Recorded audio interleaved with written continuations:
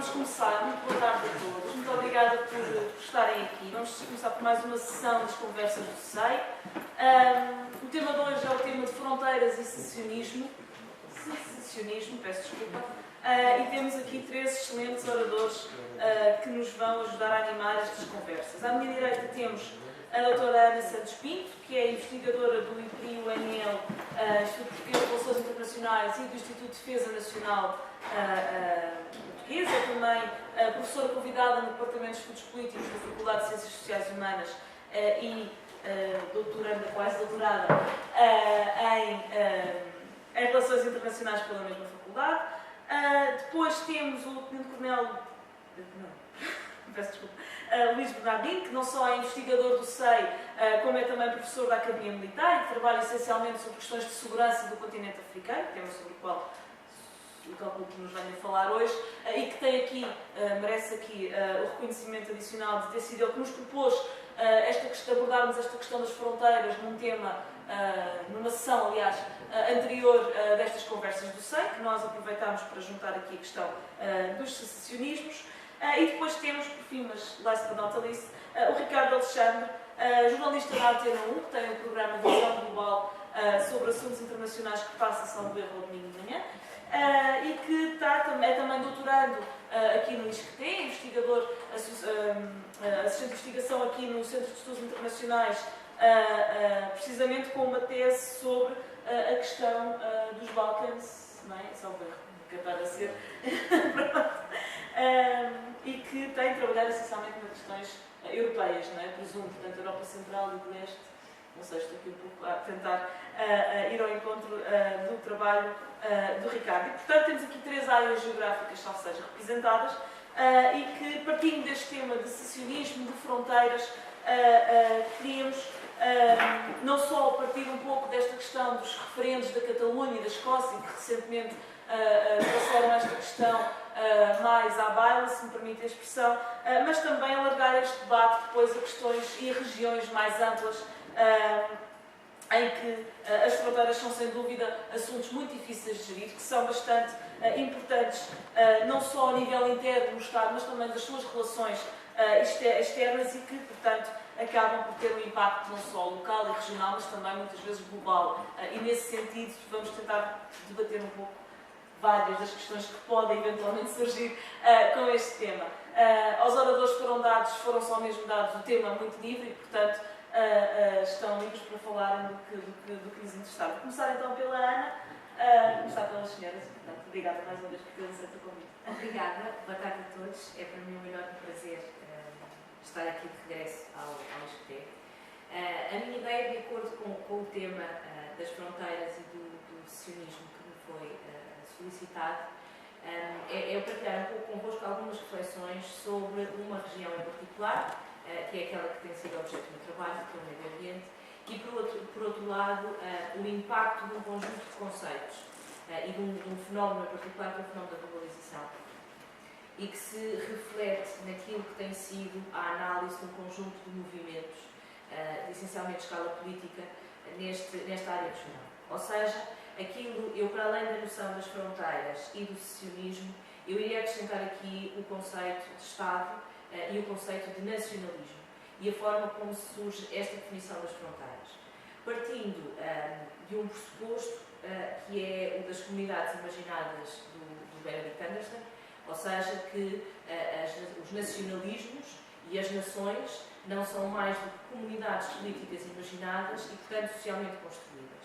As fronteiras são também elas social e politicamente construídas e as secessões resultam de movimentos nacionais que procuram, pelo princípio da autodeterminação que recorre àquilo que foi o resultado da Segunda Guerra Mundial e da atribuição, digamos assim, do Estatuto de Estado a entidade ou entidades de caráter nacional e que, a partir daí, criam um conjunto de problemas. Só que, para pensarmos no caso do Médio Oriente, nós não podemos deixar para trás aquilo que é um contexto histórico muito particular, que se reflete em outras áreas regionais, mas olhando para o Médio Oriente, nós estamos a falar, e se aqui incluirmos a dimensão do Norte de África, nós estamos a falar numa área regional que durante séculos esteve sob a tutela, digamos assim, do Império Otomano. E, portanto, Há aqui também um caráter de herança, digamos assim, histórica, que é importante, e que não motiva, porque há uma dinâmica do ponto de vista da religiosidade que é mais ou menos homogénea, e que não motiva, digamos assim, o embrião de nacionalismos e do estabelecimento de fronteiras que de alguma forma encontre semelhança com aquilo que temos hoje. As fronteiras que decorrem da queda do Império Otomano, do nascimento da grande maioria dos Estados do Médio Oriente, são fronteiras acordadas, de uma forma voluntária, ou mais voluntária, menos voluntária, e que decorrem da presença e da preponderância daquilo que foram os atores internacionais e que dividiram os Estados na lógica que elas têm hoje. E, portanto, nem sempre encontra uma relação entre aquilo que é a lógica da fronteira, a lógica da definição do Estado e da comunidade nacional que dele é construída e aquilo que são outro tipo de lealdades e que se encontram dentro de cada uma destas comunidades políticas. Daquilo que os autores têm trabalhado nesta lógica da importância do nacionalismo e da importância da religião, em particular no Médio Oriente, eu definiria dois níveis que eu acho que são importantes até para hoje pensarmos o Médio Oriente e aquilo que se está a passar. Um deles é ao nível das macro-lealdades. E, de facto, as macro-lealdades são de base religiosa e de base nacionalista. E depois temos as micro-lealdades. E estas micro-lealdades têm um caráter tribal, de clã, de grupo, de família. E estas macro-lealdades, não existindo e não sendo, de alguma forma, consolidadas ou visíveis e de legitimidade reconhecida pela comunidade política que suporta o regime, a construção do Estado, são rapidamente substituídas pelas micro-lealdades. E, portanto, este é existindo de alguma maneira uma narrativa suportada, mais uma vez, uma narrativa construída, suportada por esta lógica, tem um caráter nacional, como aconteceu com o caso do nacionalismo árabe e, a partir daí, a criação de movimentos que procuravam definir. E atenção que este nacionalismo não é um nacionalismo, na sua lógica original, conceptualizado no Médio Oriente. Ele é herdeiro dos movimentos nacionalistas prévios e, designadamente, dos nacionalismos europeus. E que vão criar ali um conjunto de novas dinâmicas, do ponto de vista político, do ponto de vista social, do ponto de vista étnico, e que vão rearrumar, digamos assim, um conjunto de comunidades que antes tinham uma escala muito mais pequena.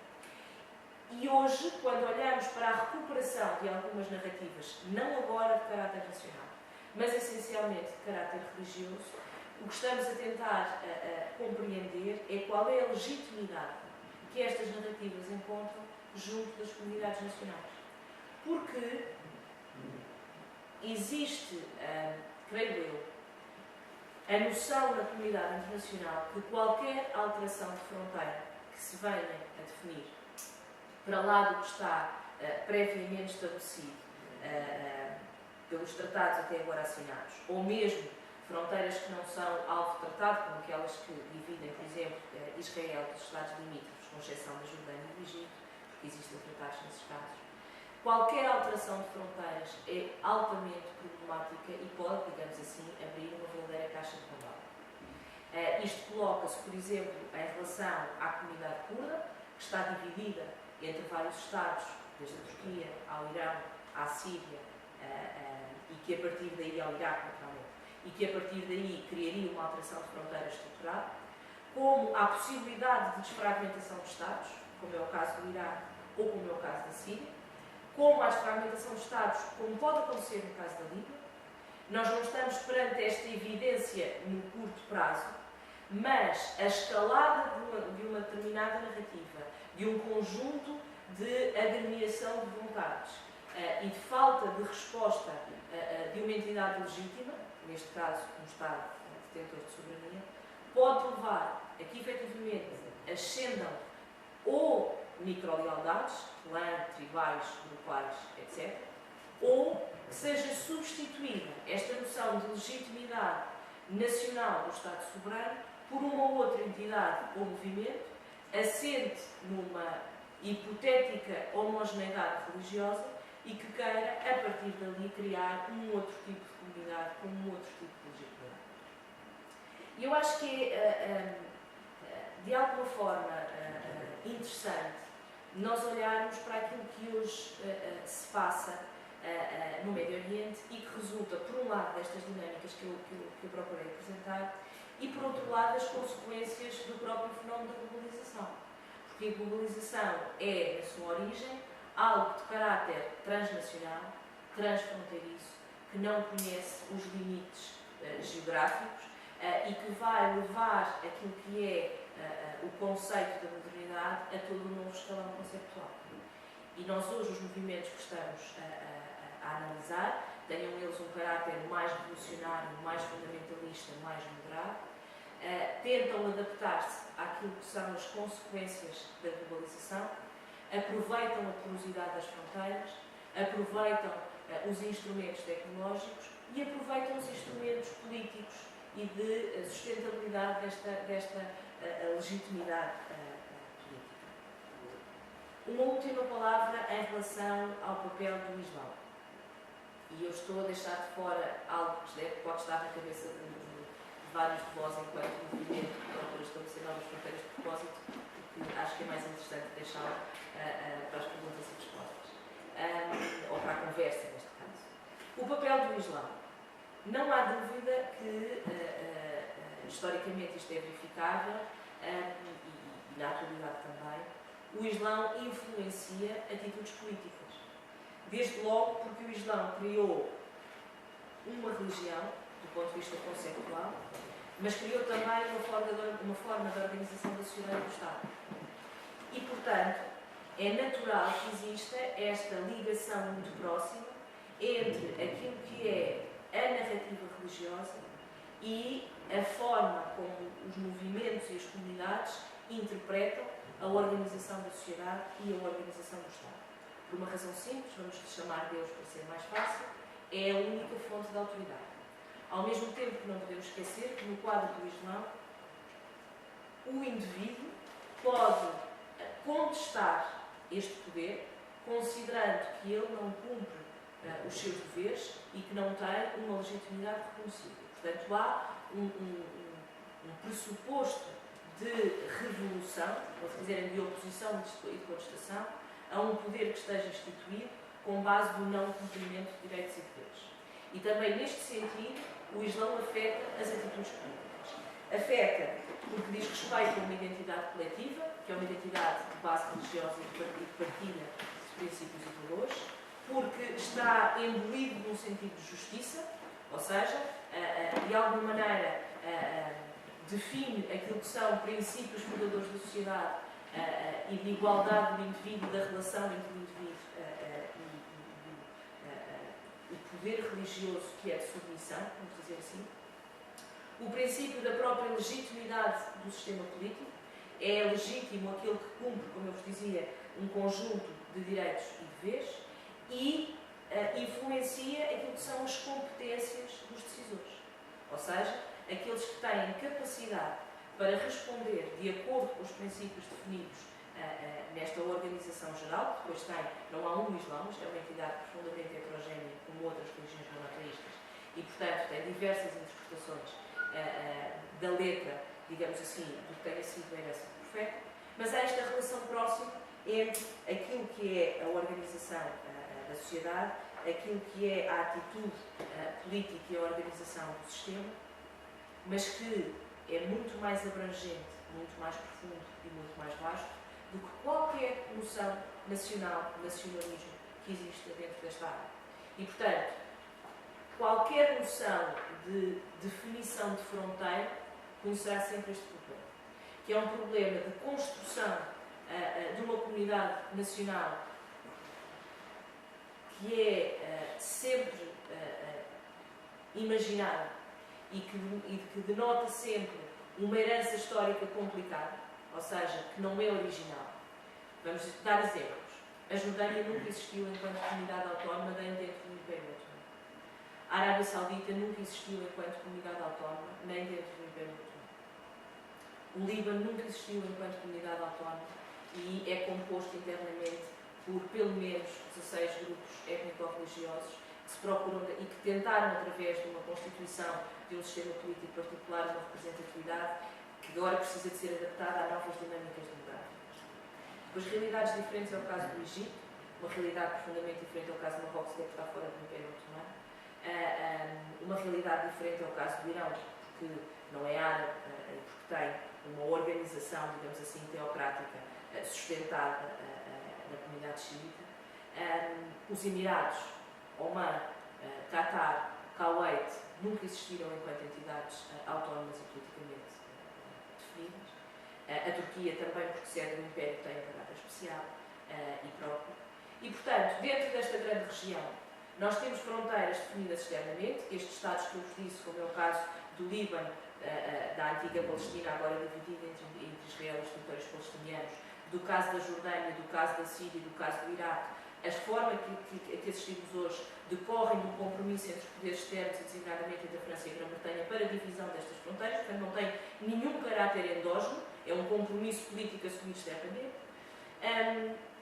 E depois, qual é o reflexo que estas comunidades têm com a realidade da construção de comunidades políticas e do reconhecimento dessa legitimidade, que para estes novos Estados são construídas nos últimos 50 anos.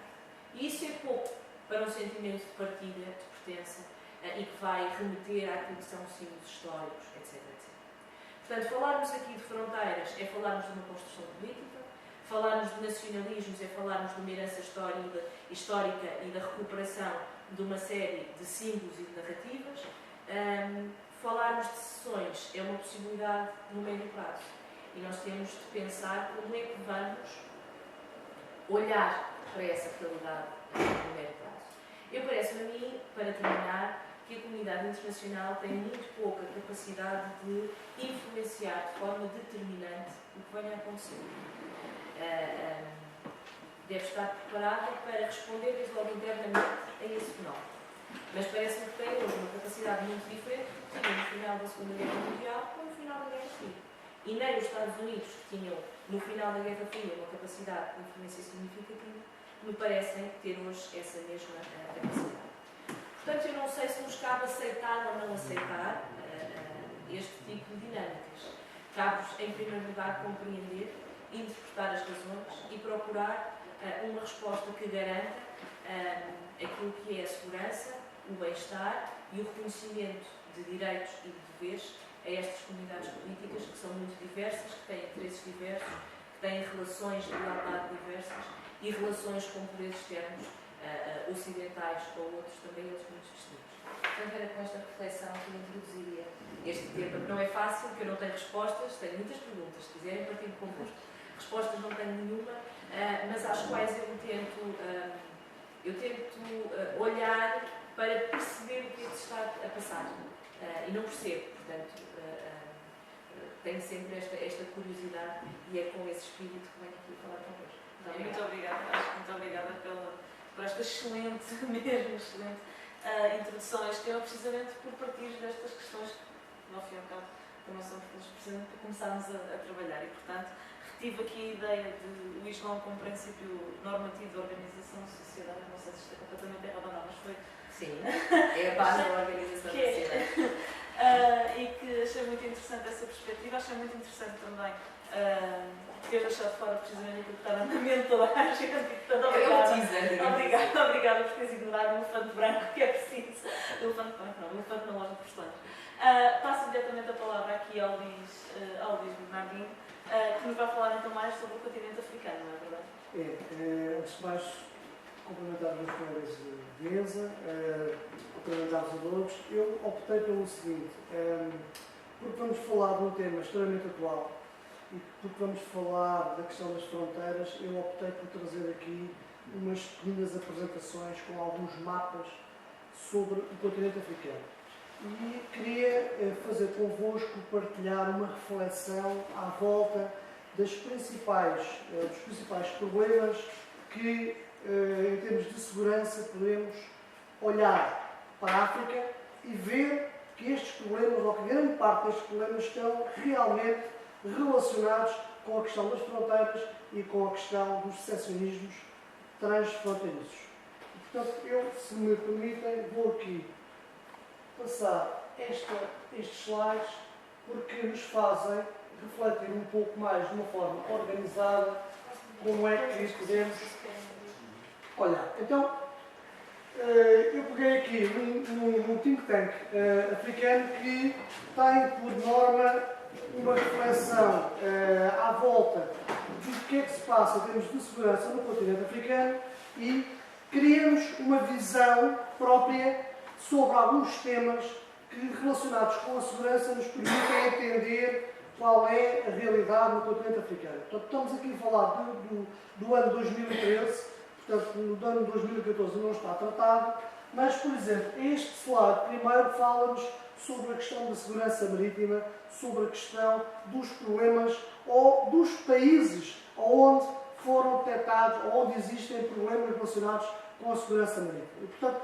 as fronteiras, se a fronteira terrestre, se o conceito de fronteira terrestre é uma situação ou é politicamente um problema, a questão da segurança marítima no continente africano é ainda um problema muito maior em termos da sua resolução. As fronteiras marítimas no continente africano não estão definidas e a temática da segurança que se coloca no continente, na parte terrestre, é, na sua parte marítima, um problema muito mais grave. E, tendencionalmente, essa problemática irá agravar-se. Irá agravar-se porque a segurança marítima é uma área onde que tem reflexos naquilo que é a dinâmica do próprio país e se nós olharmos para este mapa de 2013, nós vemos que praticamente quase todos os países ribeirinhos tiveram problemas ao nível da segurança, ao nível da sua própria segurança interna.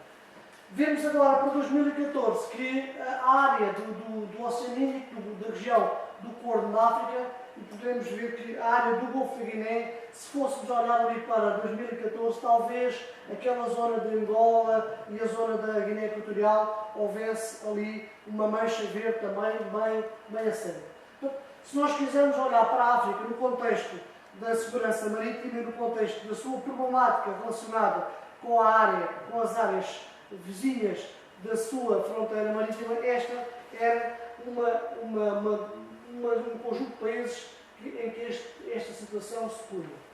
Depois, a questão subnacional, ou seja, existem internamente no continente africano, e porque quando se fala num continente que tem 54 países e todos estes países têm situações internas complexas e próprias de uma dinâmica continental que é diferente de todos os outros continentes, poderemos ver que há um conjunto de grandes países centrais que são estratégicos em termos da dinâmica continental, que têm uma influência direta naquilo que é a dinâmica transfronteiriça em África. Até porque um problema da conflitualidade em África é nós limitarmos os conflitos. Portanto, este mapa parece que esta conflitualidade está de uma forma mais ou menos sintetizada em termos regionais, em termos de fronteiras, mas todos nós sabemos que a questão da segurança, a questão dos movimentos armados, a questão transfronteiriça da segurança, ela é muito mais volátil do que aquilo que aparece neste próprio mapa. Depois, se falarmos em movimentos nacionais, ou se falarmos em movimentos internos dentro do continente que procuram a sua própria autonomia, que procuram a sua própria afirmação regional, temos países como a Somália, que é um caso nisto que nós acompanhamos e que tem problemas ao nível da sua, em termos internos, da sua coesão regional. Depois países como o Mali e poderemos, se continuarmos para outros países, vermos que internamente esta questão dos protestos e esta questão dos secessionismos praticamente abrange todos os países. Ou seja, nós poderemos dificilmente encontrar países em África onde estas minorias, quer sejam étnicas, religiosas ou até por questões de tribais e relacionadas com poderes regionais, não se sintam na sua legitimidade de afirmação e não coloquem a causa os poderes centralizados que que estão instituídos neste país. Portanto, este mapa ele é fulcral e dá-nos precisamente a dinâmica e dá-nos precisamente uma amostra muito concreta de que esta questão das fronteiras e esta questão dos secessionismos e dos movimentos internos de várias ordens é um problema muito atual e um problema muito premente no continente africano. E, portanto, resultado desta dinâmica, a instabilidade em África, a instabilidade política, a instabilidade social é também uma constante. E, portanto, nós temos grande parte dos países, e curioso falarmos, portanto, nós falamos nos últimos anos, a partir de 2012, na questão das primaveras árabes e na questão do Sahel, mas esta zona central africana, que é o Sahel, tem uma repercussão em termos de fronteiras para um conjunto mais vasto dos países africanos. E esta é uma realidade atual e se nós quisermos ver a quantidade de países onde existe esta questão interna, onde começam a aparecer questões de grupos sociais, começam a aparecer problemas de secessionismos, mais ou menos declarados e mais ou menos formais, é a África o continente onde atualmente se pode constatar que estes problemas das fronteiras se colocam de uma forma mais premente.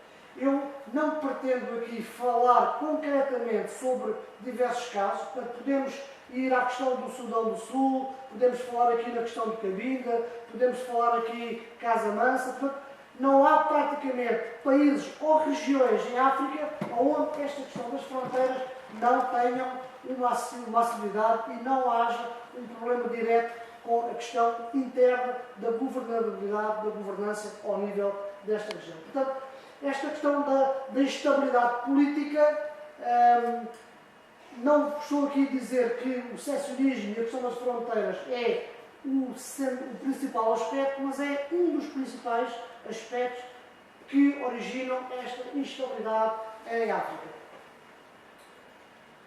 E a quantidade de golpes de Estado que acontecem também é evidente. Portanto, estes são os casos que nós podemos apontar em 2013, mas recuarmos em 2012, tivemos encontrar uma faixa norte também significativa, e se formos para 2014 também, ali na região centro-africana, também temos um conjunto de países onde estes golpes de Estado são bastante frequentes e onde estas minorias de origem social ou étnica procuram, através destes mesmos golpes de Estado, afirmar a sua capacidade e portar-se como grupos representativos em determinadas regiões.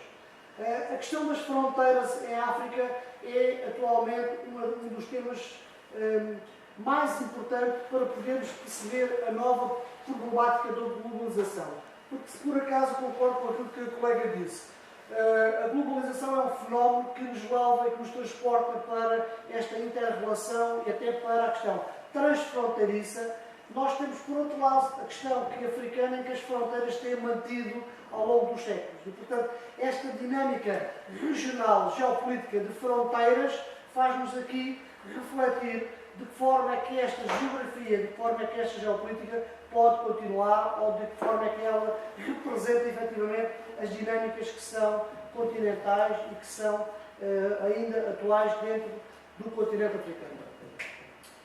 Eu terminaria só para dizer que este think tank africano que nos fala da segurança e que nos forma que nos coloca de uma forma bastante evidente esta questão da instabilidade regional e internacional, e só para vocês verem, todos estes países que estão aqui têm problemas fronteiriços, ou seja, eu tive o Uganda e, portanto, a República Centro-Africana, o Ruanda, a Etiópia, o Sudão do Sul, portanto, todos os países desta região vivem realidades onde o conflito transfronteiriço, onde a dinâmica transfronteiriça é uma realidade.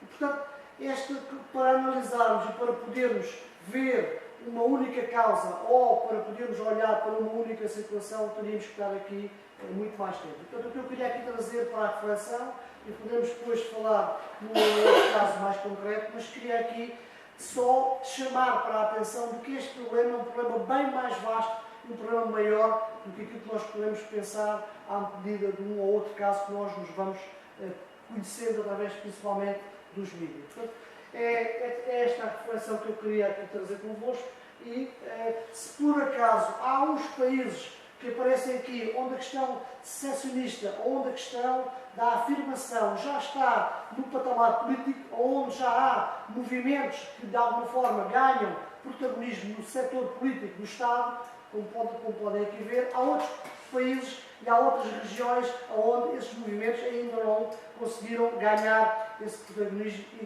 ganhar essa ascendência.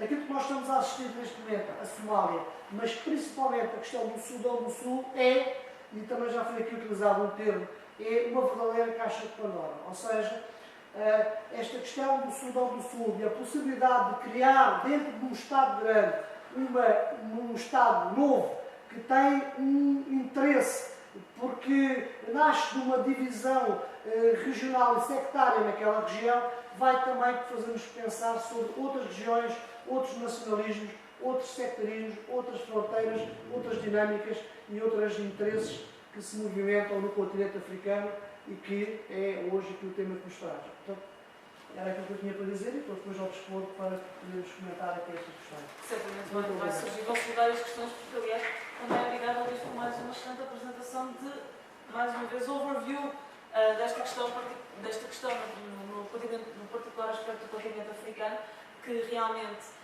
como vemos, é o que de momento, ou que imediatamente mais nos vem à cabeça quando pensamos em conflitos fronteiriços, falando dos assuntos mais recentes da Europa, mas de qualquer das maneiras a questão africana é bastante importante e acho que fizeste aqui uma excelente apresentação e um panorama da realidade sobre a qual depois podemos exatamente discutir, e tenho aqui já algumas perguntas também para fazer. Por fim, mais uma vez passo a palavra ao Ricardo Alexandre, também agradecendo o facto de estar aqui presente. Muito bem, boa tarde a todos. De um jornalista espera-se que dê notícias, que conte histórias através de reportagens, que faça entrevistas, que quando muito participe em debates, ou que modere debates. De um académico espera-se que contribua cientificamente, com produção teórica, com uma reflexão mais profunda, por força das regras e das circunstâncias em que temos os campos de trabalho. Mas de ambos espera-se rigor, espera-se distanciamento face ao objeto da notícia ou ao campo de estudo, rigor, isenção, procedimentos éticos transparentes e inatacáveis. Acho que é precisamente nesta confluência de valores entre os dois campos que me tento posicionar ao ter o privilégio, por um lado, de ter estado em algumas situações de conflito onde houve e há estas questões de fronteiras, de erosão de fronteiras, de criação de Estados ou fronteiras mais ou menos artificiais. Isso por um lado. Por outro lado, ao tentar trazer esse capital de experiência profissional para um trabalho académico, como foi dito aqui no início, no ISCTE, no doutoramento de Ciência Política, vertente de Relações Internacionais, e a questão é sobre os Balcãs, mas é precisamente sobre condições de reconciliação em sociedades pós-conflito. É nisso que estou a trabalhar, para além de trabalhos que estejam ou possam surgir no âmbito do Centro de Estudos Internacionais. E como a universidade deve ser também um espaço de ruptura, tivemos aqui dois investigadores, dois académicos, a falar e muito bem de improviso, e vamos ter um jornalista que é mais conectado com estas questões de improviso a falar e a ler aquilo que escreveu. Porque como acabei, e responsabilidade minha, culpa minha, acabei por não saber exatamente como é que íamos funcionar aqui, decidi precaver-me e escrevi qualquer coisa. Portanto, espero que aguentem. Vou tentar não ser muito aborrecido. A Ora bem, de que falamos quando falamos de fronteiras? Fronteiras entre Estados-nação, países soberanos, conglomerados de países e o resto, entre povos e religiões.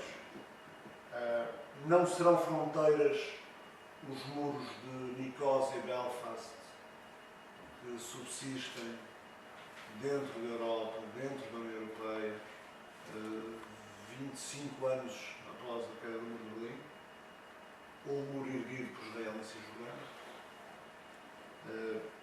Quando recebeu o Nobel da Paz em 2001, em Oslo, o antigo secretário-geral da ONU, Kofi Annan, defendeu o diálogo e as pontes entre as fronteiras, entre as diferenças, dizendo que as fronteiras reais dos dias de hoje, eu creio que é um argumento cuja validade é amplamente reforçada 13 anos após esse discurso, as fronteiras reais dos dias de hoje não são entre nações, mas sim entre poderosos e não poderosos, entre os homens vivos e os prisioneiros, entre privilegiados e humilhados.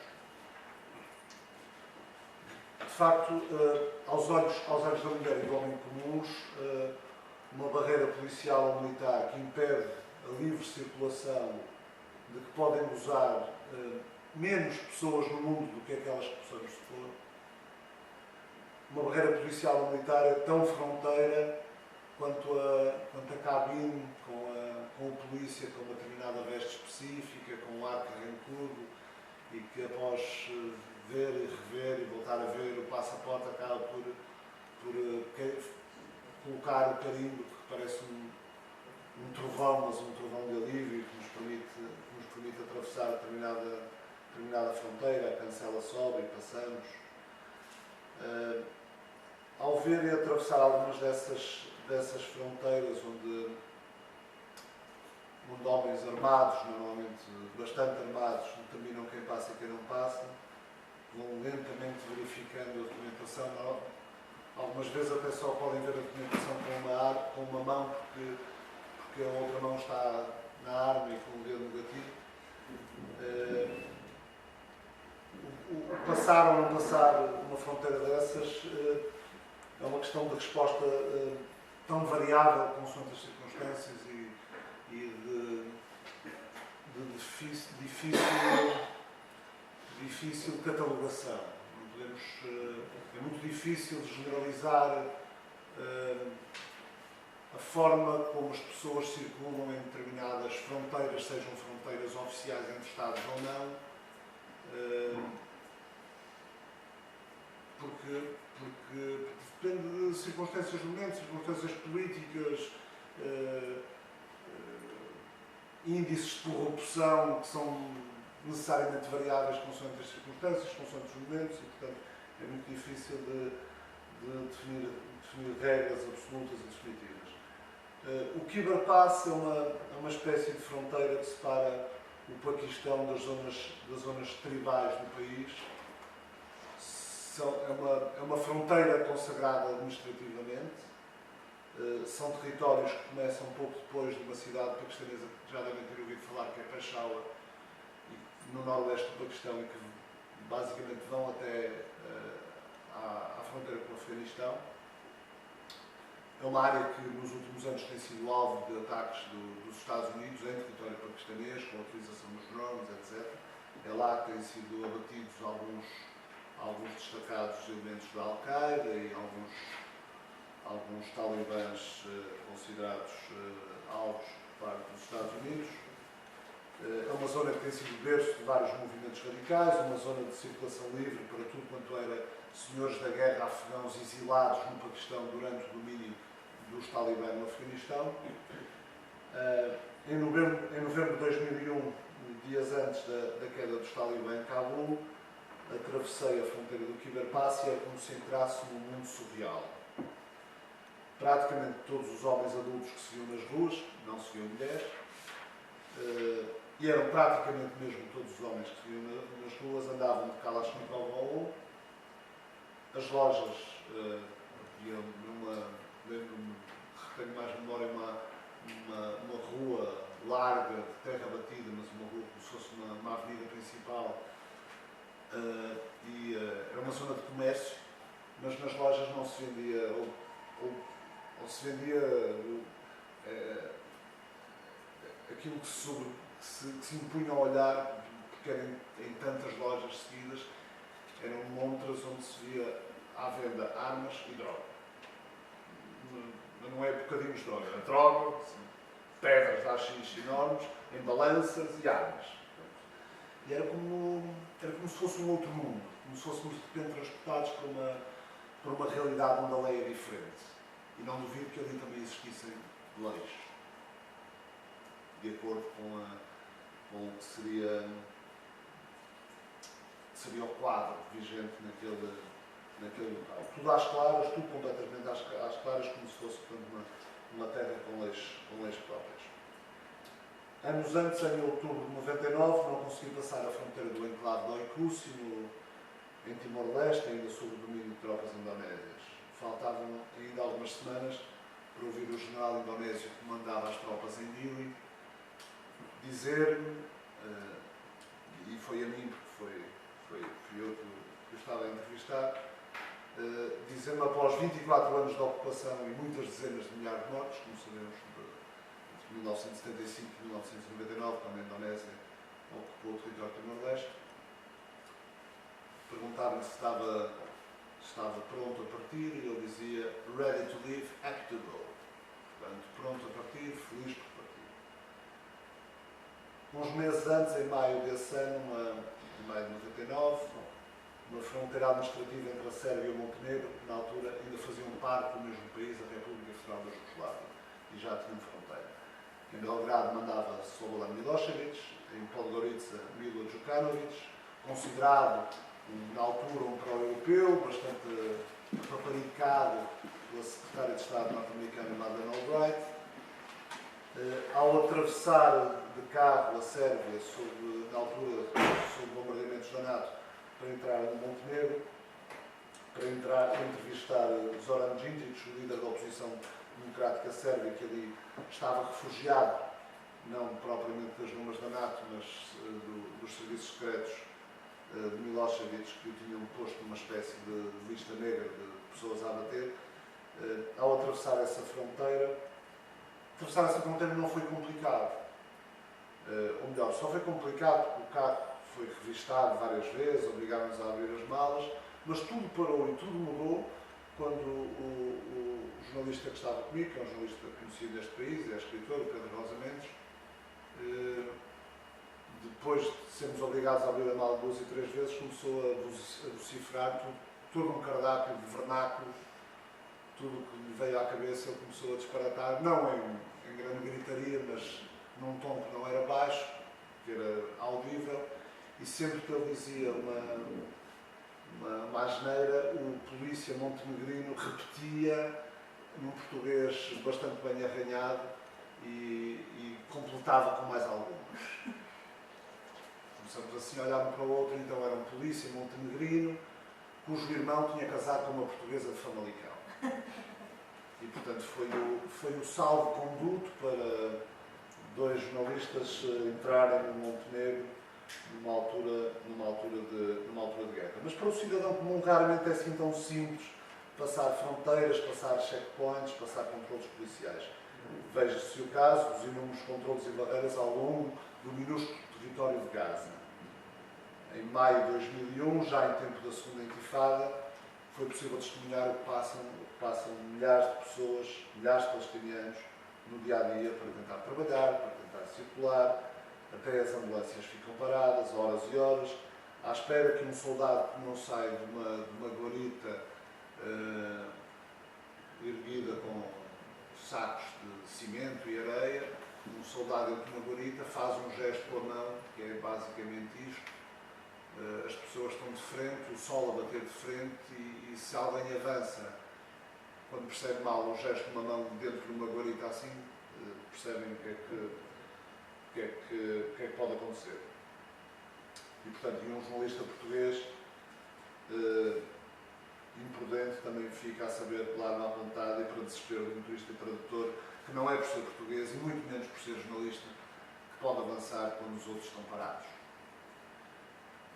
E em meados dos anos 90, depois da assinatura dos acordos de Dayton, Eram muitas as fronteiras dentro do território da Bósnia e Herzegovina.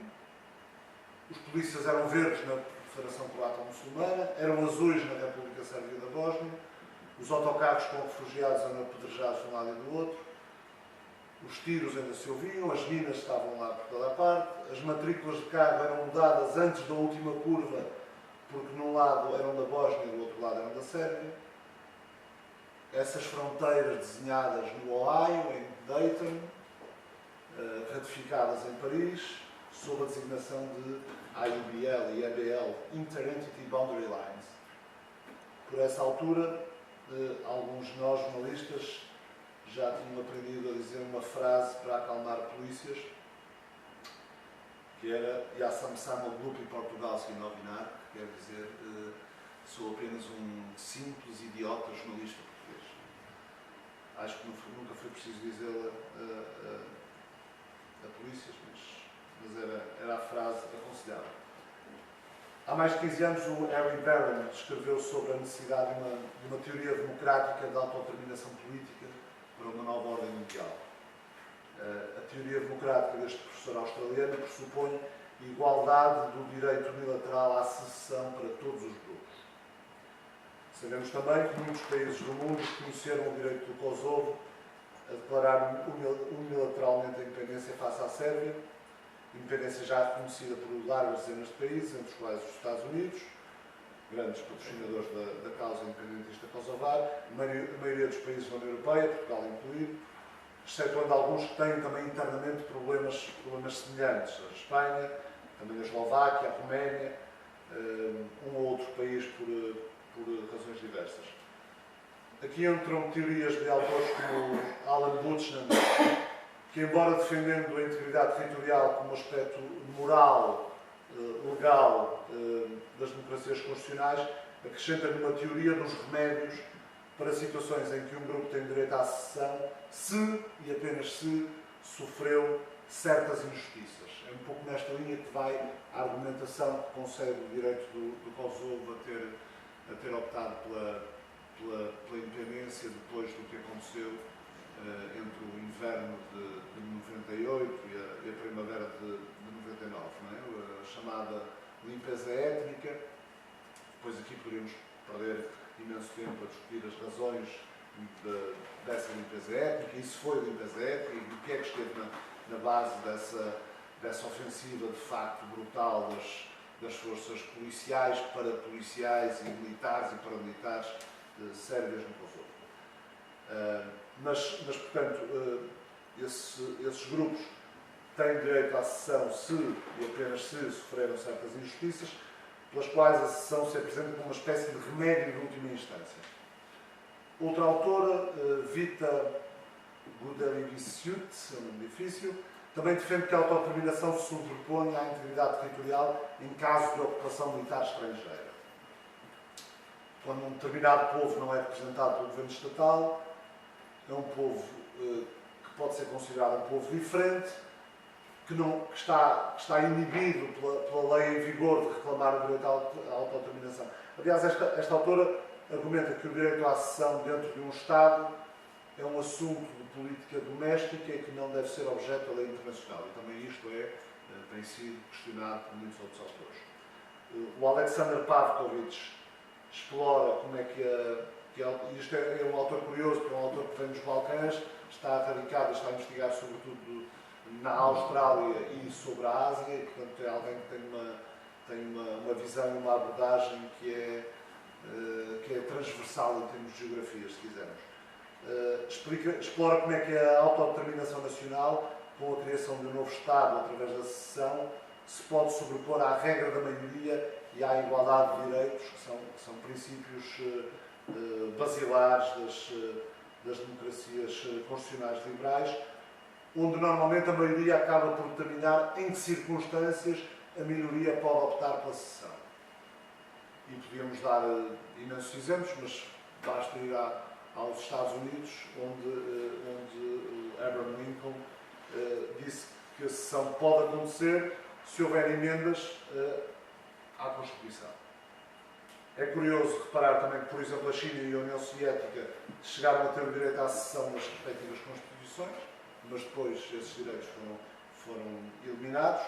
Aliás, a Constituição da República Popular da China já incluía, quando a República Popular da China foi fundada, já incluía uma cláusula anti-secessão. Uma situação completamente diferente, a Suíça permite a cessão de uma região de determinado cantão e a criação de novos cantões. Poderíamos falar de autores como Anor Ali, que fala num casamento forçado entre soberania e autodeterminação, o Russell Land e o Deon Geldenhuis, que propõem alternativas à secessão, um clássico dos estudos do nacionalismo, o Anthony Smith, que faz o confronto do separatismo com o multinacionalismo. A Ana Santos Pinto já começou por nos falar das comunidades imaginadas do Benedict Anderson, que é obviamente uma obra de referência nesta área. Ou seja, este é um campo que permite, e para concluir, é um campo que permite a análise a partir ou tendo em conta diversas abordagens teóricas, situações políticas também muito diferenciadas. Mas para mim o ponto fundamental é que os locais onde houve conflitos, nas chamadas sociedades pós-conflito, o grande desafio é precisamente conseguir superar o paradigma da divisão dessas sociedades, desses países, em linhas étnicas. Tentar superar a base nacionalista da organização do país. Esse é claramente o grande desafio. Encorajando as pessoas, e sobretudo as pessoas mais jovens, a partir do princípio que são os jovens a geração a decidir no futuro, a procurar alternativas à segregação que caracteriza, por exemplo, o sistema educacional da Bósnia-Herzegovina, que poderei mais adiante, se for caso disso, voltar a esse caso específico, que é muito interessante e paradigmático do que é um país organizado segundo linhas étnicas. Isso requer, acima de tudo, vontade política. Isso não tem sido conseguido no caso da Bósnia, apesar de um envolvimento da chamada comunidade internacional muito substancial, muito profundo. Já lá vão quase 20 anos, 19 anos agora. E para terminar, como escreveu o Annie Owen Johnson num artigo num jornal de educação internacional e comparativa, nos contextos em que a paz é mais baseada em linhas étnicas do que em processos de integração e tolerância, os combates terminaram, mas o conflito não. Apenas se mudou para diferentes arenas, incluindo a educação. E é tudo. Muito obrigada. Mais outra excelente intervenção que nos faz pensar muito sobre que tipo de fronteiras é que estamos a falar e sobre que impacto é que estas fronteiras têm também aqui tão próximos junto de nós no continente europeu. Eu tenho várias questões, mas eu não vou... Em terceiro lugar, também queria agradecer a todos os oradores por me facilitarem muito o trabalho, porque eu sou uma péssima moderadora. Acabei de perceber isso na última vez que moderei um painel aqui das conversas em que deixei toda a gente discorrer à vontade com intervenções que foram quase 45 minutos e, portanto, vocês facilitaram muito o trabalho, muito obrigada. E, acima de tudo, por serem excelentes em termos de conteúdo. Eu contava a dizer, tenho várias questões, mas acho que é primordial não portar mal como moderador e passar a palavra agora para esse lado, para quem quiser uma questão para ou para todos, ou um comentário, o que quiserem. Força. Obviamente que as intervenções são tão vastas que estaríamos aqui vários anos a discuti-las se quiséssemos ir ao pormenor, mas há linhas de força que podemos falar tanto se estivermos a falar na Europa como na África ou como no Médio Oriente, que é quem definiu as fronteiras. Porque quem definiu as fronteiras, em última instância, quer em África, mais antigamente, com a Convenção de Berlim, que definiu em 1885 as fronteiras e os conflitos intercoloniais que isso também gerou, mas o que é facto é que as fronteiras foram definidas pelas potências coloniais e os africanos tiveram um bom senso quando chegaram à independência e quando constituíram a Organização da Unidade Africana, porque já sabiam que aquilo era um grande foco de tensão, estabelecer as fronteiras coloniais como imutáveis, digamos assim, e isso está na Carta quer da OA, quer na Carta da União Africana. Talvez a questão que tenha sobreposto a isso, julgo que terá sido o Sudão do Sul, porque mesmo no caso da Eritreia, que é uma independência recente, penso que ela já é herdada do tempo colonial, porque era uma colónia italiana, julgo eu. No caso do Sudão do Sul, penso que é mesmo uma ultrapassagem daquilo que era as fronteiras herdadas do colonialismo. De qualquer modo, ela foi aceite. Vai ser que é um país que tem bastante petróleo e isso também às vezes ajuda a explicar as coisas. Mas quer no caso da África, era onde eu queria chegar, quer no caso do Médio Oriente, quer no caso, foi de facto ou o poder colonial ou o poder que definiu as fronteiras. Porque se olharmos as fronteiras europeias, e há pouco tempo havia uma coisa na internet, na Facebook, muito interessante, que era a mutação do mapa europeu. Ao longo do último século. Era uma coisa, eu fiquei espantado porque a gente não se dá conta de que maneira é que o mapa europeu também ele evoluiu. E o que tem a ver, obviamente, também com questões de poder. As fronteiras evoluíram por questões de poder, muitas vezes que estão à margem da própria vontade dos povos, eles próprios. Eu só queria contar uma história porque eu conheci bem um amigo meu que por acaso morreu, que era embaixador, ainda na Jugoslávia. Ele era embaixador da República Saharaui, autoproclamada Raj da frente polisário, e ele foi lá embaixador vários anos, e uma vez encontrei-o a Bandi e ele dizia-me, com muita graça, como sempre ele tinha, António, estava a suceder exatamente o desmoronamento da Jugoslávia, que até um certo tempo e durante muitos anos era um país até com uma organização política engraçada, onde o presidente era rotativo, etc. Tinha coisas engraçadas a Jugoslávia, mas de facto que viveu muito à base da força do Tito e da sua eminência. Mas dizia ele, com muita graça, quando aquilo já se estava a desmoronar, e ele dizia que entrava num autocarro e só ouvia ranger de ventos de todo o lado, dizia ele, António, ainda vocês nos falam dos nossos tribalismos. Quer dizer, os tribalismos nós também os temos na Europa e, portanto, às vezes esquecemos e taxamos os outros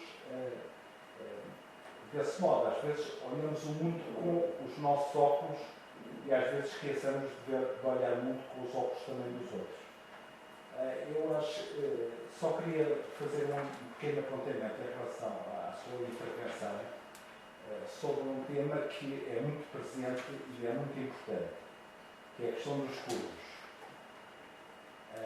Face ao que estamos a ver no Médio Oriente, e há este fenómeno, para nós, bastante irracional do Estado Islâmico, com toda a sua forma de assumir o poder e a imagem que transmite, que é muito feroz e muito horrível, não é?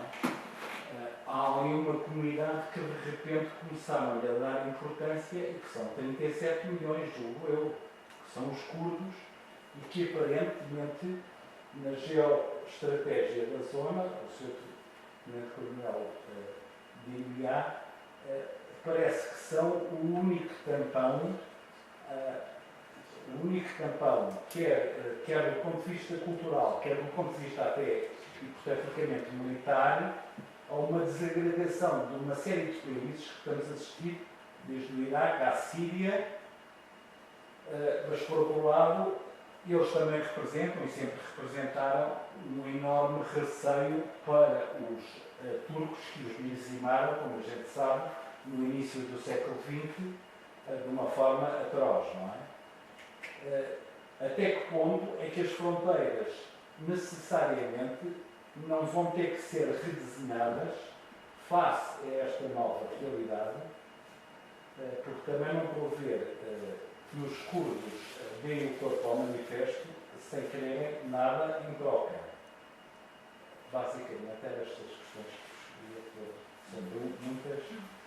Sim, muito obrigada. Eu vou pegar um pouco na sua questão, porque uma das que eu tinha era precisamente que me surgiu enquanto a Ana estava a falar, mas que se tornou ainda mais forte, naturalmente, com a intervenção sobre a África, e que é precisamente o peso do colonialismo ou do imperialismo europeu nesta questão. Por um lado, porque a Ana falou, e a meu ver, enquanto historiadora, muito bem, do peso histórico do facto de muitos dos Estados da região do Médio Oriente terem estado sob o Império Otomano e que, dentro do período desse Império, não tinham autonomia ou reconhecimento, se percebi bem, administrativo, digamos assim, desta sua autonomia, que agora tem, ou seja, que tem um caráter de nacionalismo e de construção do nacionalismo muito recente, porque na sua anterior, desde a Primeira Guerra Mundial, ou vá depois da Segunda Guerra Mundial, em que há uma nova reorganização da região, que há uma construção um pouco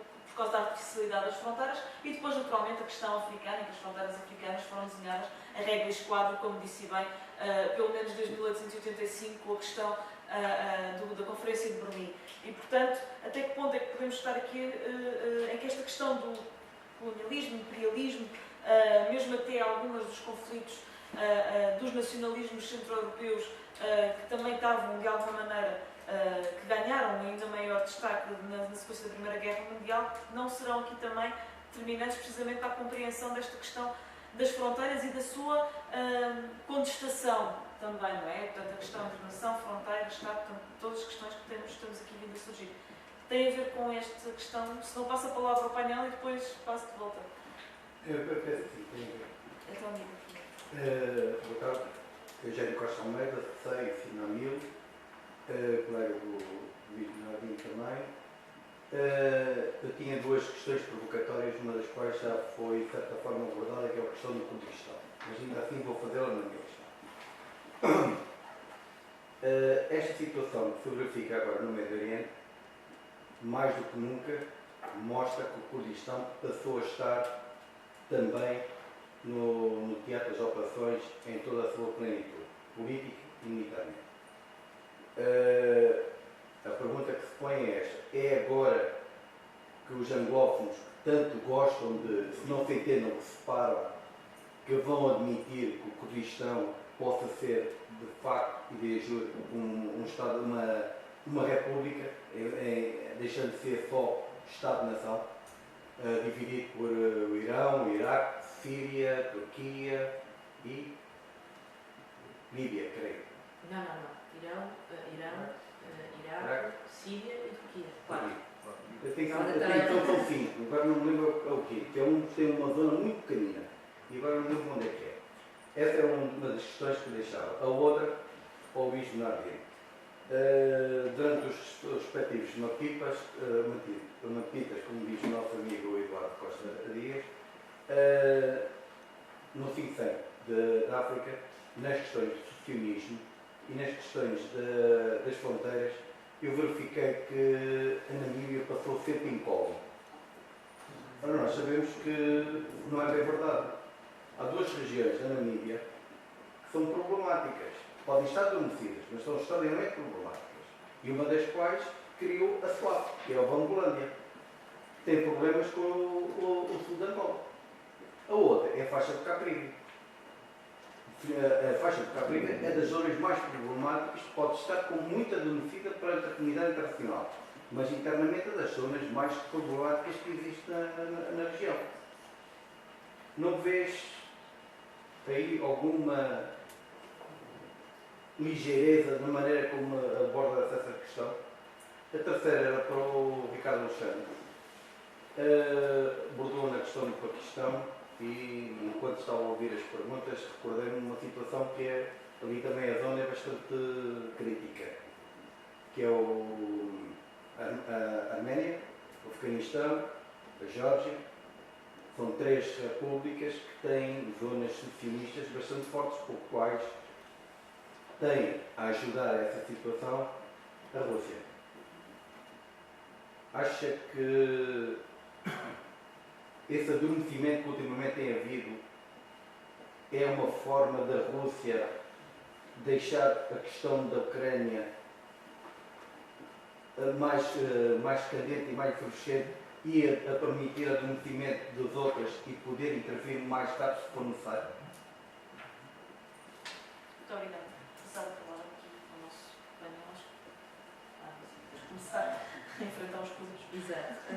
Eu vou tentar separar aqui duas questões, vou deixar os pontos para o fim, mas também porque vem na decorrência da primeira. Iria começar por esta questão do peso do colonialismo militar, porque acho que a questão de quem definiu as fronteiras, nós sabemos quem definiu as fronteiras, não é? Portanto, fazendo este mapeamento histórico, percebemos, e eu vou me cingir ao caso do Médio Oriente, existem dois poderes europeus, se quiserem chamar potências, é o nome com o qual eu tenho algum problema, mas existiram duas potências europeias que àquela data pegaram no território que pertencia ao Império Otomano e dividiram em áreas de influência.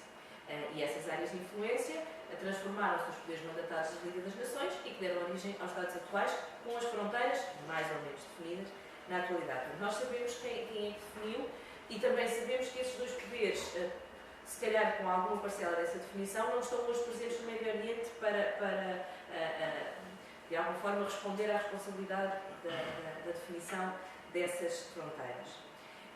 Mas, de alguma maneira, eu acho que há uma questão que eu tenho pensado, de alguma forma, nos últimos tempos, e que tem a ver com isto, que é a tensão que nós temos entre a divisão do sistema westphaliano de Estados, Estado soberano, e o que é a globalização.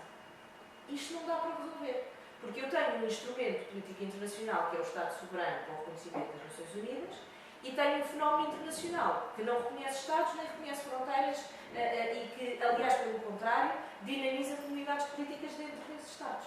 Portanto, enquanto eu não resolver esta tensão, eu não consigo responder adequadamente a um conjunto de necessidades. E eu acho, efetivamente, não sei que eu estou longe de ser historiadora, mas... Não te deixa profunda. Exato. No meu caso, olhar para esta região não é possível sem entender um percurso histórico de poder, de presença, de tensões, de poder. Eu sei que é muito fácil dizer que no Médio Oriente o petróleo explica uma série de coisas, mas há muito mais exercício de poder para além do petróleo e ou dos recursos energéticos, se quiserem, nesta dimensão. E, portanto, o Império Otomano tinha uma série de divisões administrativas, seja com caráter de vila, vamos chamar assim, ou seja, o Sanjak, e que não têm correspondência com os Estados de hoje. Nem sequer era criada a noção da comunidade nacional. Há pessoas que ainda hoje vivem, seja no caso da Síria, seja na Jordânia, seja no Líbano ou nos territórios palestinianos e em Israel, que nunca conheceram fronteiras no sentido administrativo e que de um momento para o outro explicaram-nos, olha, a partir desta linha agora é um Estado novo. Um Estado novo, entendido como um novo Estado, com uma fronteira reconhecida. Isto não se cria assim, este conceito. E eu acho que esta questão entre divisão administrativa do ponto de vista dos impérios, a forma como dividia ou não dividia comunidades, parece muito mais violento hoje a divisão dos Estados que cortam a meio as fronteiras, e a questão simbólica que isso coloca, o caso que eu conheço melhor é o caso dos territórios palestinianos e das diferentes divisões com Israel. No meu caso, safou-me Cristiano Ronaldo. Por várias vezes, Portugal, Cristiano Ronaldo, coisa safada. Mas isto é uma noção construída de experiência e de realidade que muitas vezes é muito distinta de quando se assina um tratado, não é? E quando se assina um tratado, ele está no terreno para implementar uma série de questões. A questão do Kurdistão. A ambição da criação do Estado curdo não é de todo recente. Começou a ficar um bocadinho mais complicado depois da intervenção americana e aliada em 2013 e da criação de um mecanismo federativo no Iraque. Porquê? Porque a comunidade curda tinha um conjunto de relações privilegiadas, historicamente, historicamente não é certo, do ponto de vista recente, seja com os Estados Unidos, seja com alguns Estados ocidentais, e, portanto, o mecanismo federativo procurava responder às duas questões no Iraque. Por um lado, há uma tentativa de equilíbrio maioria-minoria e de equilíbrio nas três grandes comunidades étnicas, os sunitas, os xiitas e os curdos, e, por outro lado, dar esta moeda de troca à comunidade curda, que ficava com uma região, um Estado federado, com um nível de autonomia muito significativo, mas criou outros problemas. E esses outros problemas vieram desde logo da Turquia, porque há uma questão de integridade territorial, da qual a Turquia não vai aplicar e não aplica. Um terço. Diga? Um terço. Não é um terço, mas é uma parte muito significativa que inclui não só... Primeiro porque a Turquia tem feito este trade-off também resultante da sua adesão ou candidatura, digamos assim, à União Europeia, que um dos principais problemas dentro dos vários critérios do ponto de vista dos direitos humanos é o tratamento da comunidade curda e a questão do reconhecimento da língua, da questão dos canais de televisão, dos planos de educação, etc. De uma forma mitigada, tem tentado vir a responder a estas questões, mas que não responde, nem de perto nem de longe, à ambição de autonomia, de autodeterminação do Estado curdo. Agora, pegando na questão que levantava da desagregação, a criação de um potencial Estado curdo vai desagregar países. Vai mexer no território da Turquia, vai mexer no território do Irão, vai mexer no território da Síria e vai desfragmentar o Irão, à partida.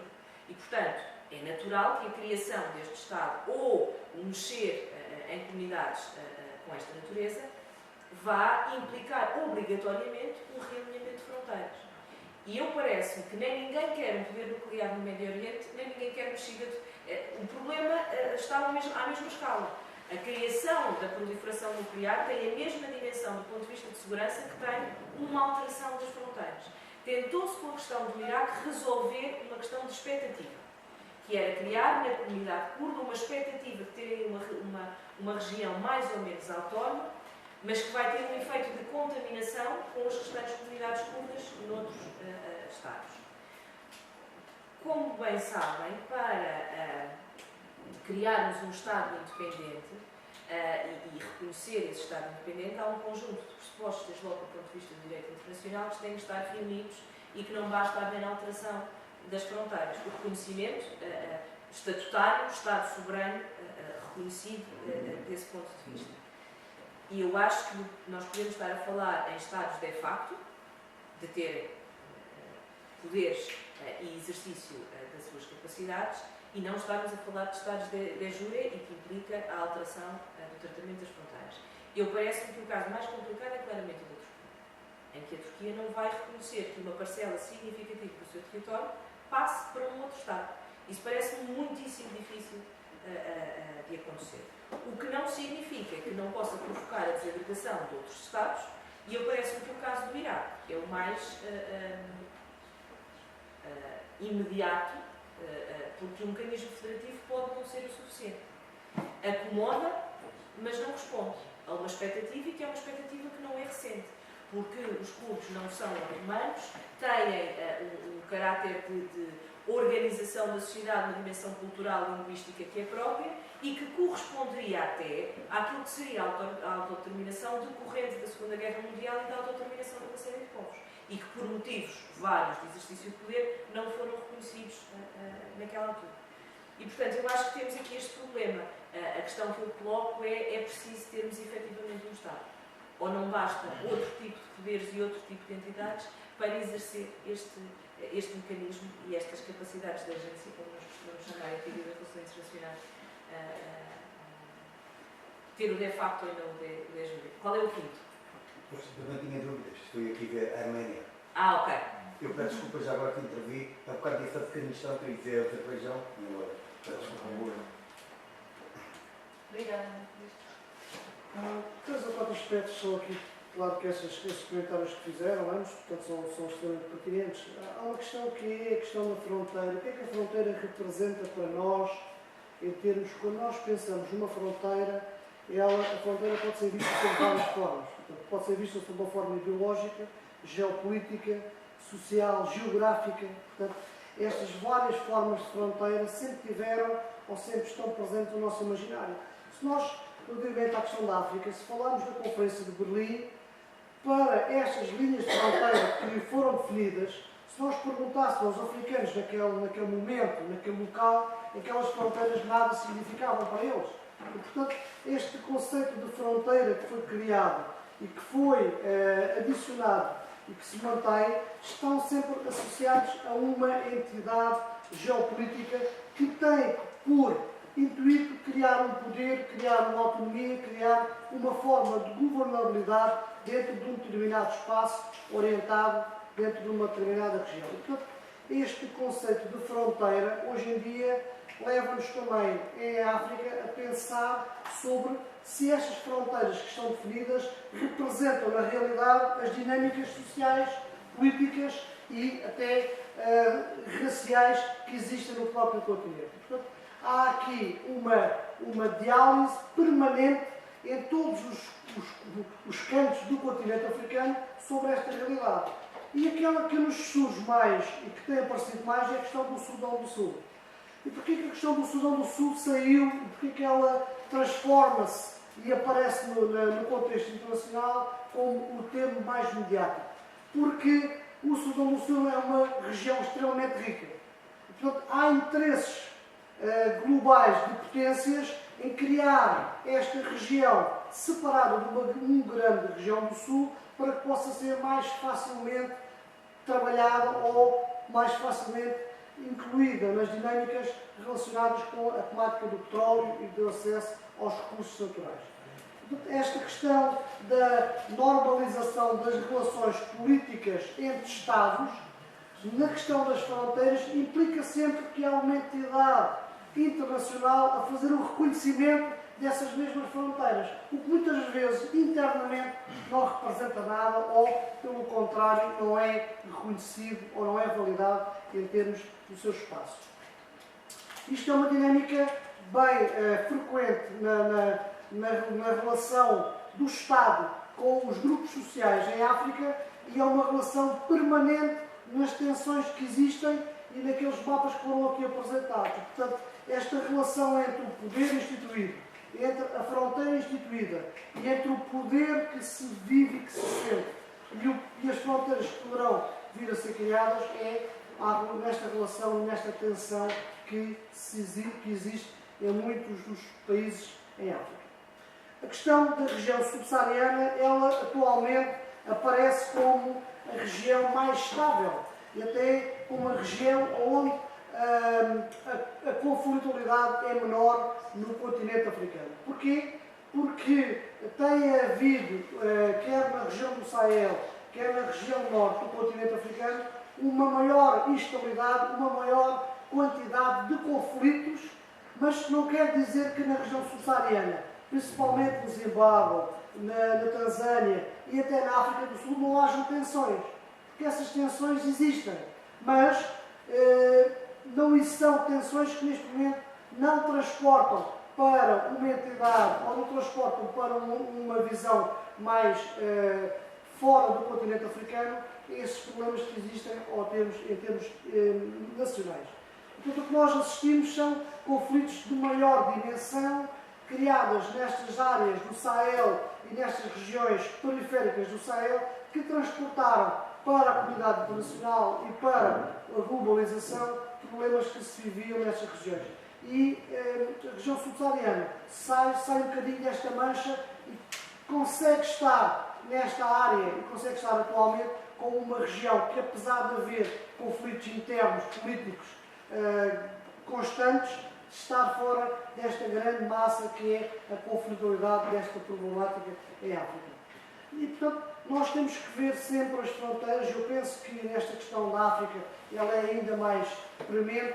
Temos que ver sempre as fronteiras como entidades dinâmicas, políticas, fruto das tensões que existem entre os poderes que estão instituídos ou não e que a globalização nos vai cada vez mais obrigar a ver de uma forma dinâmica, proativa e que são próprios das dinâmicas das sociedades e cada vez iremos assistir mais a estes pequenos poderes a tomarem-se como intenções de Estados ou de regiões que possam querer ter a sua autonomia ou o seu seccionismo ou o direito à sua própria independência. Portanto, eu acho que é por aí e a globalização vai-nos fazer, não só no continente africano, mas principalmente no continente africano, assistir a estes fenómenos cada vez mais.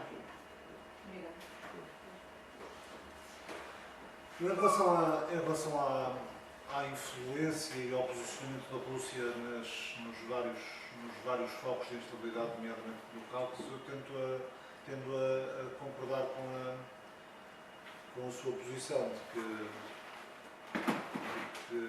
provavelmente o Helmut Schmidt estava a exagerar quando disse que a União Soviética era o alto-volta com armas nucleares. Mas mesmo à luz dos dias de hoje, isso o nosso especialista saberá certamente explicá-lo melhor que eu, mas de senso comum, ou pessoa minimamente interessada nestas coisas, não estou a ver a Rússia, por um lado, com capacidade militar para estar a influenciar decisivamente, ou a intervir, ou a influenciar, ainda que seja uma influência do género da que exerceu na Crimeia e no leste da Ucrânia, a influenciar várias situações em simultâneo, e para além de não ter possivelmente essa capacidade militar atualmente, não tem ainda menos força política e diplomática. Isso parece-me claro que seria um jogo demasiado arriscado estar a condicionar em simultâneo vários problemas, vários potenciais focos de tensão. Não deixa, no entanto, de contar, não é? E acho que exerce a sua influência nessa região e em toda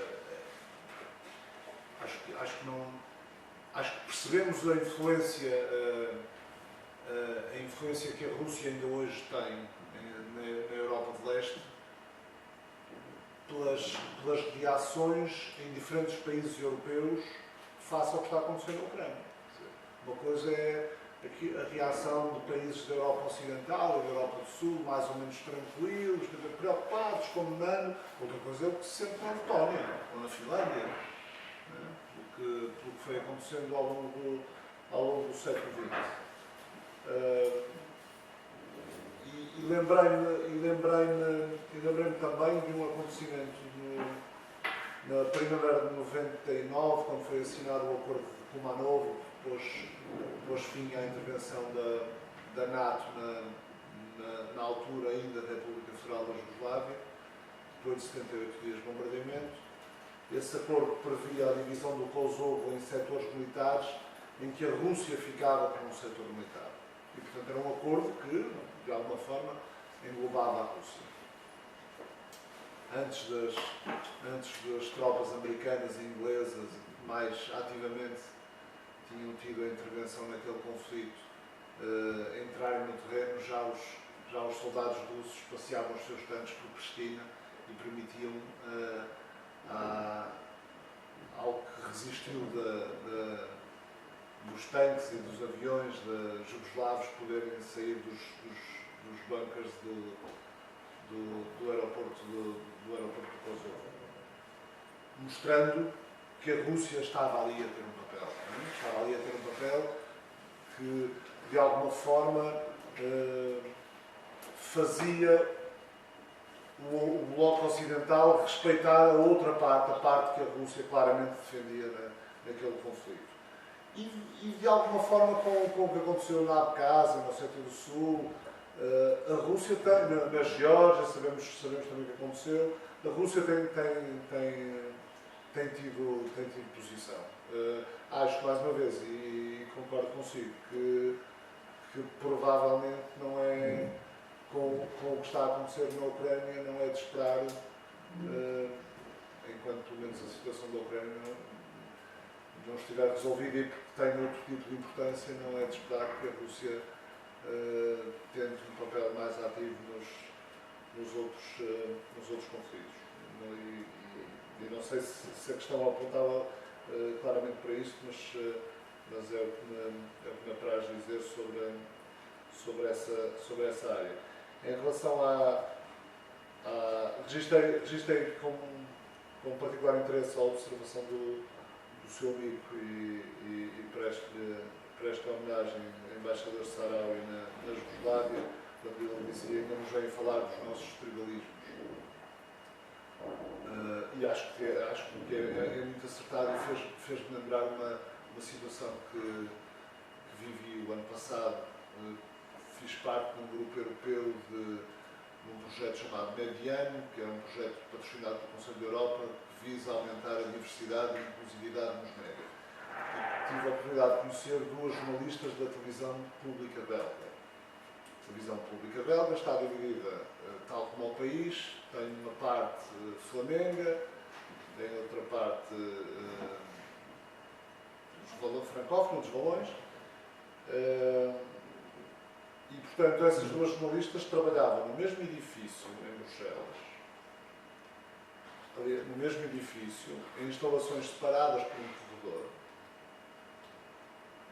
Nunca tinham falado uma com a outra, não se conheciam, nunca tinham visitado as instalações do outro lado do corredor e não conheciam sequer o modelo organizacional da outra redação. E o único comentário que me apeteceu fazer-nos foi: vocês são a Bósnia com dinheiro. E muitas vezes é disso que estamos a falar. Determinadas realidades que nos são mais próximas, que são supostamente mais desenvolvidas, só não descambam em situações mais violentas, mais conflituosas, como outras conhecemos, porque o nível de prosperidade económica e de bem-estar social já atingiu outros patamares. Não quer dizer que seja dado por adquirido e por garantido. É verdade. É mais uma das questões que eu também gostava de...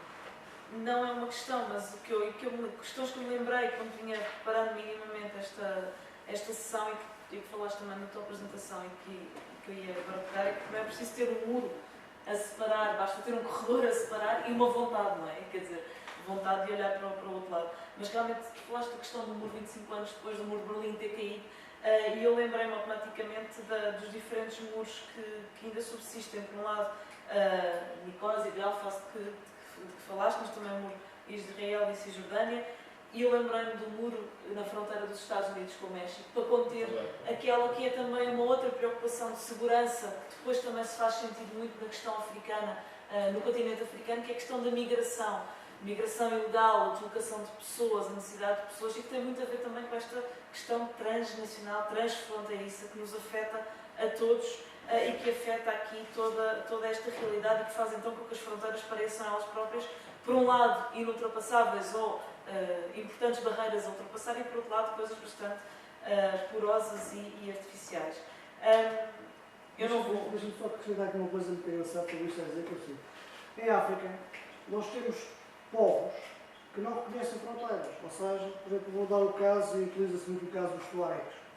Os tuaregs, portanto, deslocam-se no Saara e para eles as fronteiras que estão constituídas nos países não existem. E, portanto, os próprios governos sabem e acompanham estas movimentações e estes povos são contabilizados de uma forma diferente e vivem e sentem esta questão das fronteiras de uma forma perfeitamente diferente. E, portanto, aquela fronteira que nós temos geopolítica traçada, em que há uma zona que aqui é um país e aqui é outro, para eles nada significa. E, portanto, naquela concepção de Tuareg, na concepção de se movimentar ao longo de um espaço que sempre foi o deles, esta questão das fronteiras não significa nada.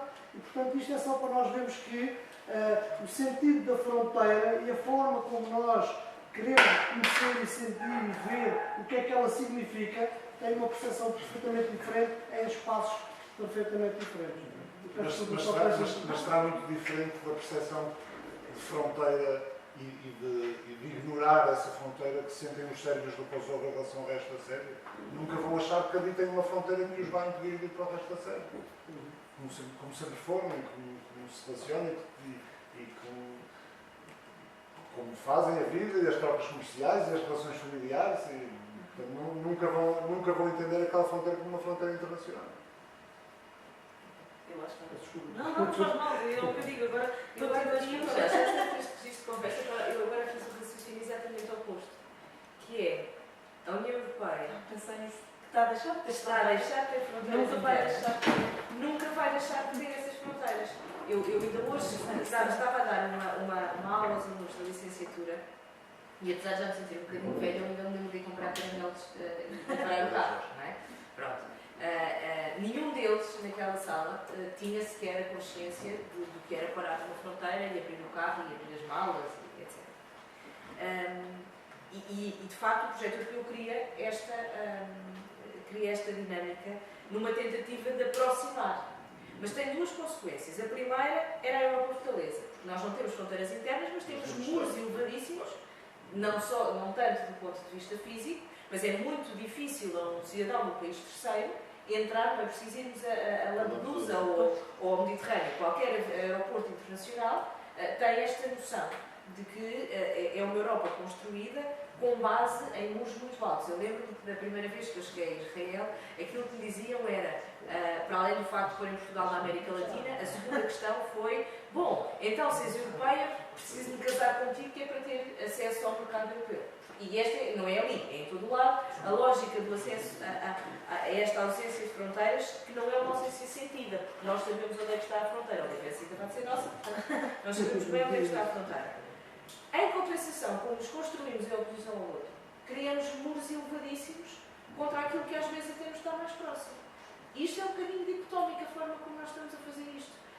Porque de facto vai partir daquele princípio da comunidade imaginada. Quer dizer, nós rapidamente ativamos a nossa rejeição aos espanhóis, a nossa rejeição aos alemães. A rejeição não é porque os alemães estão a ocupar um espaço, um processo de decisão, e porque os franceses isso e os ingleses aquilo, e assim sucessivamente. E não temos fronteiras estabelecidas. Isto é exatamente o contrário daquilo que é a noção que nós estamos a dizer, que são as pessoas que têm fronteiras e que não as reconhecem. Nós reconhecemos e não as temos. É só isto, desculpem. Não, mas eu estava a fazer exatamente esse raciocínio quando estava rapidamente, porque já ia começar a terminar, mas assim, uma rápida intervenção. Muito obrigado. Eu ouvi, infelizmente cheguei um pouco tarde, mas ouvi as intervenções do painel, e agora sobretudo com respostas que estão dando.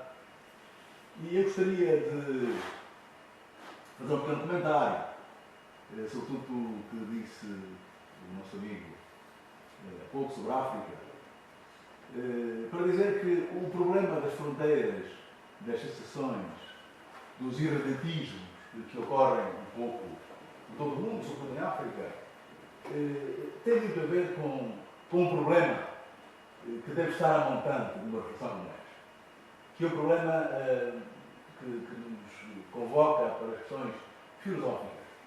Há uma questão central que é do conceito de Estado com que operamos. O Estado soberano. O Estado soberano. E é o Estado soberano, o conceito de Estado soberano, que está, digamos, que é responsável pela explicação e pelo fracasso de algumas soluções que se pretendem elaborar para problemas que se vivem no mundo, falamos do Medio Oriente e falamos da África, sobretudo. Porque a questão das fronteiras, e é uma história interessante em África sobre essa matéria, e não é apenas o caso dos Tuaregs, o caso de Angola, o caso da Namíbia, o caso do Botsuana, o caso da Zâmbia, o caso do Uganda, RDC. As populações não consideram as fronteiras políticas. Os Estados atuais, enfrentam problemas muito sérios em relação a essa matéria. E tem havido até soluções, em alguns casos, são soluções que estão constitucionalizadas, é de reconhecer que a ideia do Estado soberano como tal, na verdade, tem que ser estilhaçada, para reconhecer que nos territórios do Estado soberano é possível falar de pluralismo, dos mais diversos, desde o étnico, porque o Estado unitário ou o Estado federal em África não pode ser pensado como devia ser pensado na Europa, por exemplo. Um Estado, uma nação, é fenômeno diferente. Temos Estados multinacionais. No caso do Sudão, por exemplo, é bem prova disso. Não é apenas o facto de se falar de petróleo e está isto na origem de não ter havido perturbações com o fenómeno fenómeno que pôs em causa, digamos, do princípio do último considera. do princípio que está na Carta da União Africana, da integridade das fronteiras. Não é apenas isso. Houve um referendo. Houve um referendo, se não é. E, portanto, creio que cada vez mais hoje em África se vai reconhecendo que o modelo do Estado-nação não funciona, não serve. E, em alguns casos, já se reconhece que há que considerar que o Estado, que deve ser, digamos, o modelo original para corresponder às dinâmicas internas que põem em causa as fronteiras e que põem em causa a lógica da uniformidade que esse Estado obesiano, que vem sendo ainda considerado como funcional em África e não é funcional. Para terminar o comentário, voltava a falar das fronteiras agora e ia apontar casos concretos. O Eugênio falou ali dos Ovambos, no sul de Angola. No sul de Angola está aquela fronteira ali, quer dizer, aquela linha reta que está ali. Mas as dinâmicas de trocas comerciais, de relações de parentesco entre as populações, ignoram completamente as fronteiras. Assim é que o Estado angolano e namibiano encontraram soluções rápidas que permitam que as dinâmicas prossigam sem burocracias e que explicam igualmente um fenómeno idêntico que ocorre um pouco na faixa de Caprivi, com populações que são nómadas, recoletoras, estou a falar dos coicoios, dos Sã, que estão um pouco ali no triângulo do Okavango, Namíbia, Botsuana, Angola, Zâmbia. O mesmo ocorre na fronteira com a Zâmbia, na fronteira com a RDC. Portanto, creio que o que se recomenda, e um pouco do planeta africano, vamos para o Mali, vamos para a Nigéria, o que se recomenda hoje é, de facto, pensar nisto. Se, do ponto de vista da filosofia política, o conceito do Estado obesiano, que é aquele, enfim, que veio do século XVII e que vai servindo ainda hoje, se ele, de facto, corresponde às dinâmicas atuais. Do meu ponto de vista, não corresponde. Muito obrigada. Bom, este é... Queres falar? Sim. Não, eu queria só fazer um comentário. Quando nós estávamos a organizar isto, foi já antes de escolher os temas, aliás, antes do verão, e o que eu tenho pensado agora nos últimos meses, de facto estamos a falar de fronteiras terrestres ou marítimas, e com os últimos acontecimentos que temos visto, isto não é nenhuma pergunta, é só mais um comentário, porque esta não é a minha área, nem longe disso. Mas a questão é, o que a Rússia tem feito é muito engraçado. De facto, quando estamos aqui a discutir em relação a discutir fronteiras terrestres e marítimas, temos neste momento a Rússia a vir cá com os aviões, isto é parte do Rio Bernardino, é claro, com os submarinos no norte da Europa, não é? Que ninguém chegou a saber se afinal andavam lá ou não, mas pelos vistos. E temos agora aquele suposto objeto que está no espaço, que ainda não há fronteiras, quer dizer, o que quiser. Ou seja, o que me parece é que daqui a 3 ou 4 anos estamos nós a falar de fronteiras, mas noutro sentido, não é? Estamos a falar de fronteiras aéreas, de facto, não sei, isto é mais uma questão de pronúncia. De facto, é uma coisa que me tem feito mais. Tenho pensado mais, de facto, as fronteiras terrestres são uma coisa que é pior para as populações, digamos assim, para as pessoas, é uma coisa mais imediata. Mas, de facto, temos esta pressão da vinda da Rússia e não só, não é? Temos os drones, como o Ricardo Alexandre falou, também não há fronteiras para os drones, quer dizer, eles saem da América, chegam lá com 3 ou 4 pessoas, voltam para trás e ninguém viu nada, quer dizer, ninguém viu nada, entre aspas, não é? Mas ninguém quer saber mais nada. Vimos o caso do Bin Laden, quer dizer, foram lá 3 helicópteros, mataram o Bin Laden, voltaram para trás e ficou feito. Foi mesmo eu, isso aí já é outra questão. Mas pronto, é esta questão, para mim, cada vez mais a questão aqui é a fronteira aérea, as fronteiras aéreas que não existem, o espaço aéreo internacional cada vez está diluído, não é? Quer dizer, os russos vieram cá e ninguém foi lá, quer dizer, foram 3 caças portugueses só para dizer, olha, como é que é, saem? Não, eles nem disseram nada, eles não têm nada para dizer, não é? Sabem bem porque é que acontecia. Parece que as comunicações desligadas. Sim, Falha de rede, falha de rede. Isso é eles não têm meu. Mas ninguém disse que eles sobrevoaram o território nacional. Não, mas no internacional, nós é que fomos lá, sim, peço desculpa, é verdade. Sim, o meu. Não sobrevoaram o território nacional. Não, mas vieram cá só ver o que é que passavam. E isso é parte interessante, pronto, já disse o que é. Deixa-me só acrescentar só um minuto. Eu gostei do seu comentário, portanto, eu concordo inteiramente, e por isso é que esta temática das fronteiras surgiu como um tema de debate, porque ele é extremamente muito interessante. É interessante, mesmo nas dinâmicas atuais das relações internacionais, porque em África temos que ver sempre as dinâmicas dos Estados e depois as dinâmicas regionais e depois a dinâmica continental. E, portanto, todas estas dinâmicas que são perfeitamente diferentes e que cada região tem a sua filosofia, a sua dinâmica social. Eu dei aqui o exemplo dos Tuaregs, mas como muito bem disse, há este exemplo em toda a África e, portanto, acrescentei aqui no início da minha conversa a questão da segurança e das fronteiras marítimas, que é também uma área que em África nos próximos tempos também vai levar a grande debate e a grande discussão. A questão da União Africana, qual é o papel da União Africana na definição destas dinâmicas e na definição das fronteiras. E depois, só para terminar, a questão das fronteiras na globalização, que nos levam a pensar na questão tridimensional e na questão da forma como vamos encarar no futuro estas fronteiras e qual é o papel dos Estados nestas dinâmicas atuais da globalização. Portanto, muito obrigado por esse comentário. E obrigada também por agora, porque era mesmo isso que ia pegar. Era preciso fazer fusão entre os dois comentários. Não, porque já temos que acabar e vamos concluir definitivamente. Mas precisamente por isto, porque se por um lado questionamos as fronteiras, questionamos o papel do Estado-nação e questionamos não só em África, questionamos também ao nível europeu, questionamos também, se calhar, conseguimos fazer esta transposição que existe no continente africano para todos os continentes, digamos assim, dinâmica local, regional e também, obviamente, mais globalizante, mais global, mas também questionamos por outro lado quem é que vai fazer esta vigilância, quem é que vai fazer esta organização, esta disciplinar ou estruturar minimamente as maneiras de relacionamento e de alguma divisão. Falamos de soberania, falamos de direito de intervenção, falamos de direito internacional, falamos de uma série de questões que estão aqui a surgir, que pelos vistos já vamos ter temas para conversas, pelo menos durante 2 anos, porque vamos já aqui sair temas atrás de temas que vão saindo. Portanto, muitas questões que surgem com este tema, que realmente é um tema muito, muito interessante. Ficaríamos aqui mais tempo, não dá, a nossa hora limite está a chegar.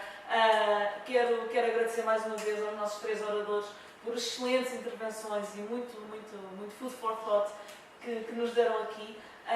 Quero agradecer-vos, obviamente, também a todos vocês por terem estado aqui, por estarem aqui, pelos vossos comentários, pelos vossos interesses. Gostaria de recomendar um filme que está a passar, julgo que é na Fox Movies, ou se não é na Fox Movies, chama-se Green Zone, de Matt Damon, e é muito interessante sobre a estratégia, a nossa estratégia dos americanos em relação ao Iraque e os resultados depois que ele teve. Se puderem ver, é sempre possível ver em 7 dias e tal, vale a pena ver, que é muito interessante. Há também, não sei se os próximos filmes do Africa Place terão a ver também com a questão das migrações ou se foi um ciclo. Não, sem dúvida. Agora, é este tema que está. É este tema também, do Africa Place. Amanhã vamos ter o filme do Deportado sobre os imigrantes dos Açores para a América. Muito bem, ok. Ao contrário dos Estados Unidos para os Açores. Sobre os lusodescendentes, depois são deputados para Sim, obrigado. E vamos ter o debate com a realizadora, a Nathalie, e dia 3 vamos ter o Bica Terra sobre os cabo-verdianos, 2 jovens cabo-verdianos em Lisboa, e é um filme também sobre esta coisa das mobilidades, das migrações. Por isso estão todos convidados. A necessidade de adaptação a fronteiras socioculturais. Claro, neste caso é uma fronteira mais diferente. E é tudo no lado do intendente e no lado que fez tudo. Estão todos convidados e entrada gratuita. Acho que Está bom, obrigado. Mais uma vez, obrigada a todos e encontramos. Em fevereiro. Portanto, não na última terça-feira terça-feira de dezembro, que esperamos estar todos a celebrar o Natal. Em janeiro não haverá sessão de conversas por causa de haver aulas, mas em fevereiro voltaremos a encontrar-nos e distribuição de informação a